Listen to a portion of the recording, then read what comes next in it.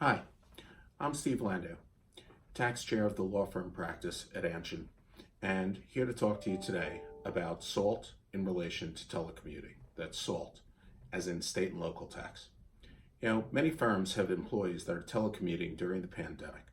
Unfortunately, businesses could face serious exposure relating to employees working remotely and potentially creating both withholding and nexus issues for state and local tax purposes.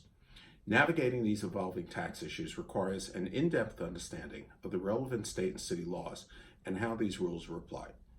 The first telecommuting tax issue that arises centers on state and local wage withholding obligations. However, with employees sheltering in states other than their original work state, questions persist as to which state an employer is supposed to withhold employment taxes. Is it the business location state, or is it the remote working state?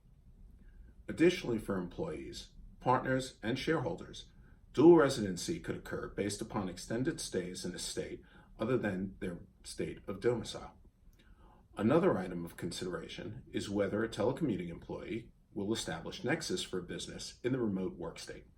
Nexus is the constitutional standard needed for a state to impose tax on an out-of-state business and create a filing requirement. Only those businesses with state nexus can be subjected to a state's tax regime. Physical presence in a state, such as a telecommuting employee, is often the standard used to establish nexus and, by extension, a firm's tax responsibility. Accordingly, in-state physical presence by a telecommuting employee can potentially impact a company's income tax as well as sales and use tax obligations. Final concern regarding telecommuting employees is how an organization's newly located employee will alter its business income apportionment percentage.